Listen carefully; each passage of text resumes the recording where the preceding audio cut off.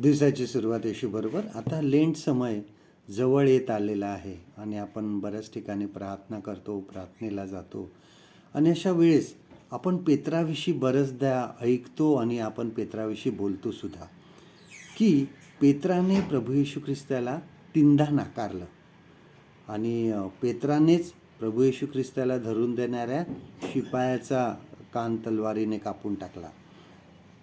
प्रसिद्ध जे संदेशकार आहे जॉर्ज डंकन यांनी एकदा असं म्हणालं की पेत्रासारखा जो माणूस आहे तो जर आजच्या घडीला आजच्या वेळेस जर असता तर त्याला चर्चच्या पास्टरेट कमिटीमध्ये कधी घेतलं असतं का?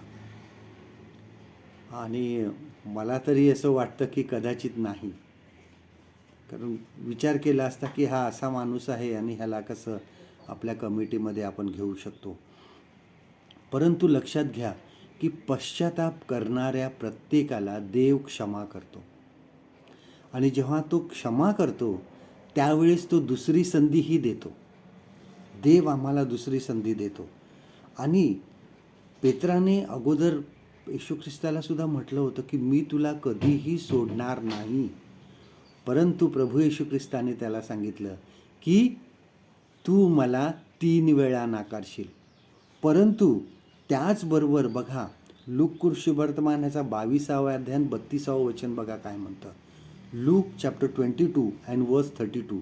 ह्यामध्ये प्रभू येशू ख्रिस्त त्याला सांगतो, प्रभू येशू ख्रिस्ताला माहीत होतं की हा मला 3 वेळा नाकारणार आहे, परंतु तरीही त्या वचनामध्ये प्रभू येशू ख्रिस्त त्याला सांगतो की तू वळालास, म्हणजे वळणार होता, तो पश्चाताप करणार होता, देव त्याला क्षमा करून त्याला परत संधी देणार होता, परंतु प्रभू येशू ख्रिस्त त्याला सांगतो की तू वळलास म्हणजे आपल्या भावास स्थिर कर, म्हणजे जी मंडळी आहे त्यांच्यासाठी तू उपयोगाचा आहे.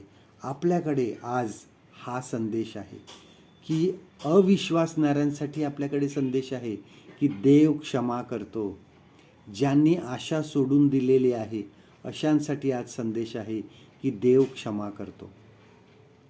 आणि आपल्या पेत्रासारखीच आम्ही सुद्धा जर पश्चाताप केला तर देव आम्हाला परत एक संधी देऊ शकतो, आम्हाला परत एक संधी देतो.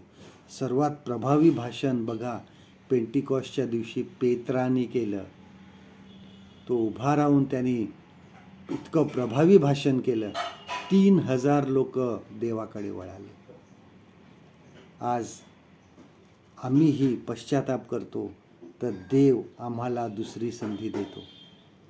खरा पश्चाताप जो आहे हा दुसरी संधी घेऊनच येतो. आजचं देवाचं वचन आपल्यासाठी हे आहे योहानाचे पहिले पत्र ह्याचा 1 अध्याय 9 वचन. 1 जॉन चॅप्टर 1 अँड वर्स 9. तर आपण स्वतःची पापे पदरी घेतो तर तो विश्वासू व न्यायी आहे म्हणून आपल्या पापाची क्षमा करेल व आपल्याला सर्व अधर्मापासून शुद्ध करील. परमेश्वर करो आजचा दिवस तुमचा आशीर्वादित करो.